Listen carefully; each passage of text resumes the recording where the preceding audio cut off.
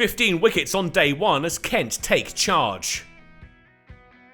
Leicestershire head into the divisional stage facing a Kent side that struggled for much of the group stage, but will start the final 4 rounds just half a point ahead of the side from Canterbury.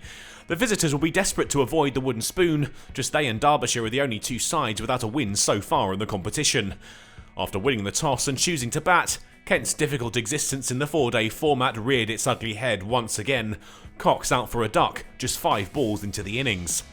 But where previously Kent may have crumbled, the international experience of Crawley and Denley came to the fore, and the pair began to mount an impressive partnership. It was worth 50, much better from the visitors now, who had built themselves a real platform. With a half-century of runs on the board, Kent began to accelerate through Crawley, who quickly batted his way to a 50 of his own, scored off just 68 balls, a good confidence boost after a tough time recently in the Test arena. But he'd be out to the very next ball, undone by the turn of Callum Parkinson as he aimed another big shot over the leg side. Parkinson had another soon after thanks to a special catch from Colin Ackerman off Denley. The spinner was finding a groove and produced another turning delivery to beat Billings' defences and leave Kent 4 down and still shy of 3 figures.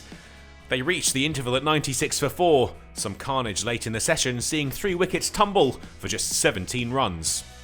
They put 100 on the board after lunch, but Parkinson wasn't finished.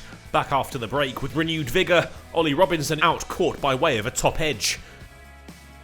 Chris Wright followed it up by removing the dangerous Darren Stevens early. 2 balls faced, no runs scored, and the all-rounder was gone. But the wheels were coming off. Stewart was quick to follow, another for Wright.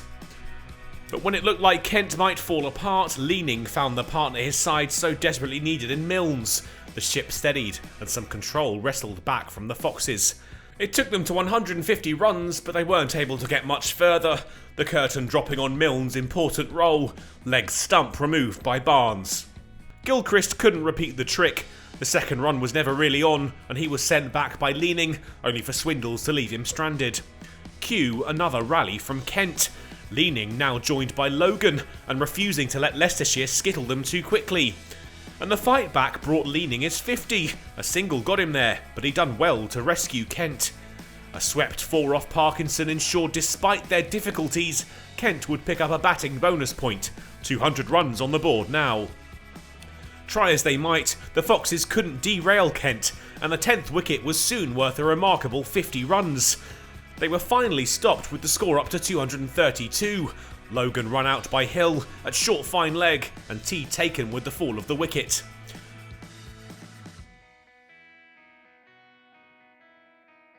Parkinson had put on an impressive display of spin bowling for his 4 for 68, but the final wicket partnership of Leaning and Logan had proven to be the difference for Kent and salvaged the innings.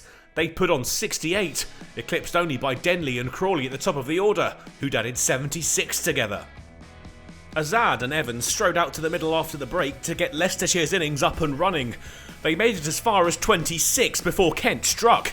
Evans out for 10, dangling the bat at a wide one from Milnes. The Foxes had added just 5 runs to the total when Ackerman had to go, caught behind off Stewart for 2.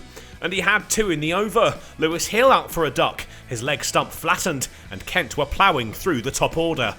Darren Stevens made it 4 with the first ball of the next over. Azad caught behind for 18. Leicestershire in real trouble late on. Swindles and Kimber tried to stick around, but Kent were on the charge and had another wicket. Swindles out LBW to Logan's first ball of the match.